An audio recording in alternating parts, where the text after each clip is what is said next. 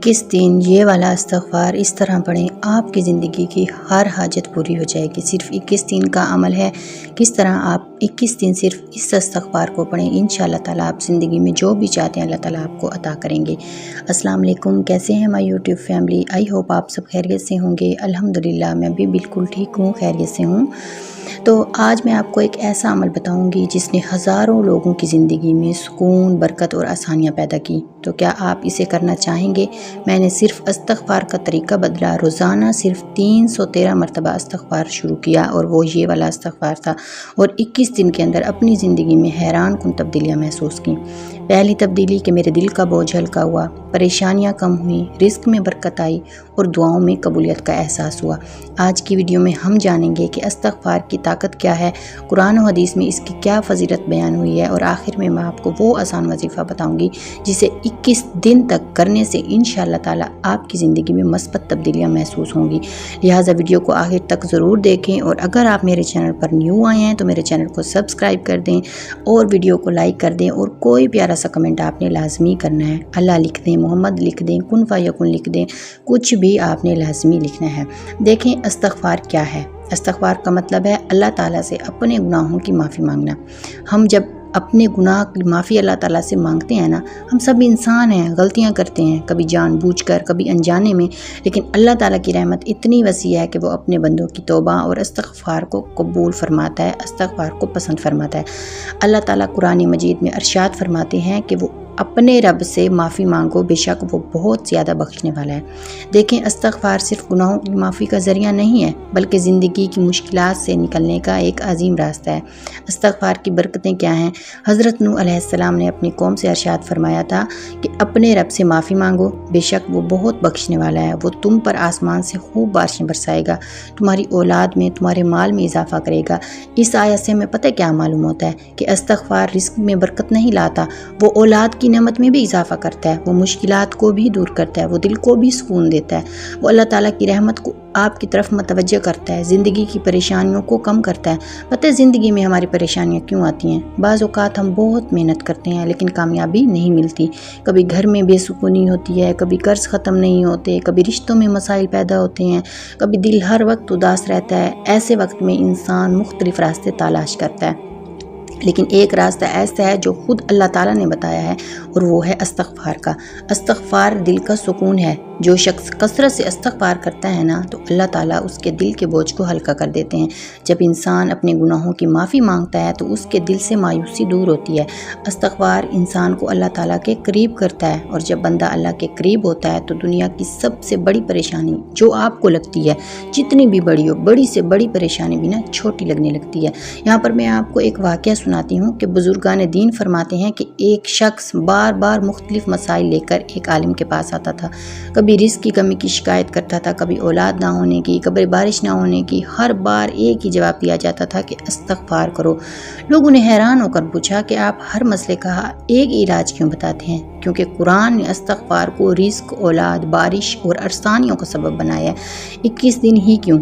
असल ताकत ना दिनों की तादाद में नहीं होती, बल्कि मुस्तकिल मिजाजी में होती है। 21 दिन तक रोज़ाना एक नेक अमल करना इंसान की आदत बन सकता है। जब आप मुसलसल 21 दिन अल्लाह ताला से माफ़ी मांगते हैं तो आपका दिल, आपकी सोच और आपकी रूहानियत बदलने लगती है। देखें इस्तग़फ़ार पढ़ने का बेहतरीन तरीका जो है ये है ना, इस्तग़फ़ार सिर्फ ज़ुबान से अल्फाज दोहराने का नाम नहीं होता। दिल में नदामत हो, अल्लाह की तरफ रुजू हो और आइंदा गुनाहों से बचने की नीयत हो, तब इस्तग़फ़ार कई गुना असर ज़्यादा दिखाता है। इस्तग़फ़ार से ज़िंदगी बदलती है, दिल को सुकून मिलता है, परेशानियां कम होती हैं, रिज़्क़ में बरकत आती है, दुआएं कबूल होने लगती हैं, मायूसी ख़त्म होती है, अल्लाह की मोहब्बत नसीब होती है। देखें अगर आप इस वक्त किसी परेशानी में हैं, अगर कर्ज़ ने परेशान कर रखा है, अगर घर में बेसुकूनी है, आपका दिल हर वक्त उदास रहता है, तो आज ही इस्तग़फ़ार को अपनी ज़िंदगी का हिस्सा बना लें। मुमकिन है कि आपकी मुश्किल का दरवाज़ा इस अमल से खुल जाए। याद रखें इस्तग़फ़ार कोई जादू नहीं है, बल्कि अल्लाह ताला से ताल्लुक़ मजबूत करने का ज़रिया है। हमें अल्लाह से हमेशा अच्छा गुमान रखना चाहिए और सब्र के साथ इस अमल को जारी रखना चाहिए। और अब वो अमल नोट कर लें जो देखें, आप जब भी कोई अमल करें ना, तो मैं आपके साथ एक चीज़ हमेशा आपको मैं कहती हूँ कि जब भी आपने कोई अमल करना है, जब भी आपने कोई वजीफ़ा करना है, तो आपने एक चीज़ लाजमी देखनी है कि आप क्या 5 वक्त नमाज अदा करते हैं। जब आप 5 وقت کی نماز ادا کرتے ہیں نا تو آپ کی ہر دعا قبول ہونے لگتی ہے۔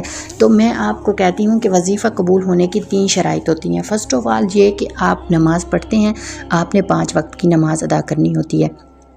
دوسری جو چیز ہے جو آپ نے کرنی ہوتی ہے وہ یہ ہوتی ہے کہ آپ نے توکل کے ساتھ، پورے یقین کے ساتھ آپ نے وظیفہ کرنا ہوتا ہے۔ کچھ لوگ ایسے ہوتے ہیں جو بعد میں آ کر کمنٹ کرتے ہیں کہ آپ ہی میں نے وظیفہ کیا لیکن میرا وظیفہ قبول نہیں ہوا، لیکن یہ وہ وظیفہ ہے جس پہ آپ کو ڈاؤٹ ہو ہی نہیں سکتا، کیونکہ اس کا ذکر بار بار قرآن پاک میں آیا ہے، اس کا ذکر بار بار ہمارے انبیاء نے کیا ہے، اس کا ذکر ہمارے پیارے نبی حضرت محمد صلی اللہ علیہ وسلم نے کیا ہے۔ کچھ وظائف ایسے ہوتے ہیں جو مطلب کہیں پہ ہوتے ہیں کہیں پہ ہم نے نہیں، لیکن جو چیز قرآن پاک میں آ جائے تو اس میں ڈاؤٹ رہنا آپ کی بنتا ہی نہیں ہے۔ آپ کے دل میں ڈاؤٹ آئے یہ چیز بہت غلط ہے، ہاں آپ کا طریقہ غلط ہو سکتا ہے، لیکن یہ وظیفہ کبھی بھی ایسا نہیں ہے کہ آپ پڑھیں اور اس کا عمل نہ ہو، کیونکہ ہمارا مقصد اپنی جائز دلی تمناؤں کو پورا کرنا ہے، کسی کی ذات کو نقصان پہنچانا نہیں ہے۔ 2 چیزیں ہو گئیں، ایک نماز ہو گئی، ایک آپ کا یقین ہو گیا کہ آپ کتنے یقین کے ساتھ دعا مانگتے ہیں، اور تیسری جو چیز ہے وہ میں آپ کو بتاؤں کہ کچھ لوگ پتہ کیا کرتے ہیں، وظیفہ ایک دن کرتے ہیں، ایک دن پڑھ لیا،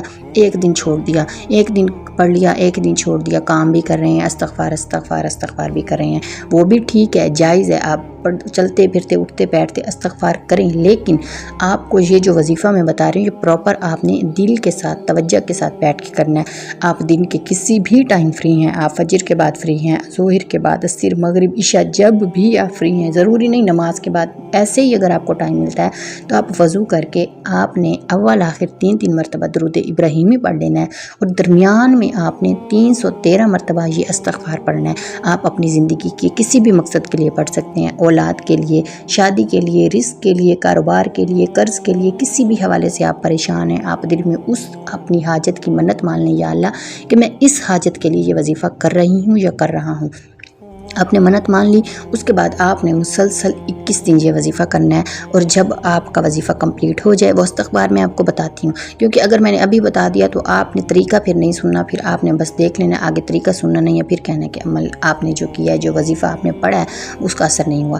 آپ نے جب آپ کا وظیفہ کمپلیٹ ہو جائے نا، اس کے بعد پتہ ہے آپ نے کیا کرنا ہے، آپ نے صدقہ دینا ہے، ٹھیک ہے، شکرانے کے 2 نفل ادا کرنے ہیں، اور جتنا آپ سے ہو سکتا ہے کسی غریب کو صدقہ دے دینا ہے، اللہ کے نام کی کوئی چیز بانٹ دیں، کسی غریب کو صدقہ دے دیں، کسی مسکین یتیم کو کھانا کھلا دیں، کسی فقیر کو کھانا کھلا دیں، ایسے انسان کو صدقہ دیں جو مستحق ہو۔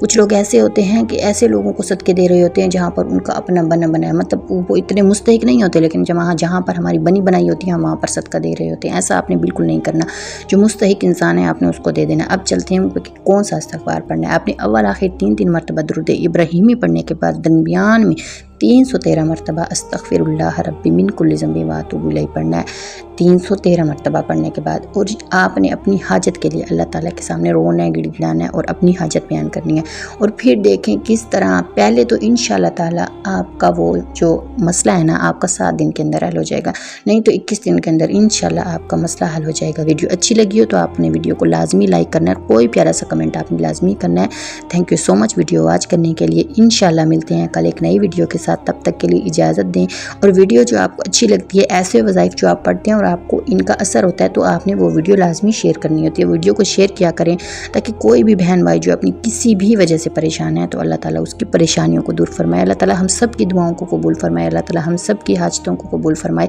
اللہ تعالیٰ ہم سب کے گناہوں کو معاف فرمائے، اللہ تعالیٰ ہم سب کی زندگی میں آنے والی پریشانیوں کو دور فرمائے۔ Thank you so much video watch کرنے کے لیے۔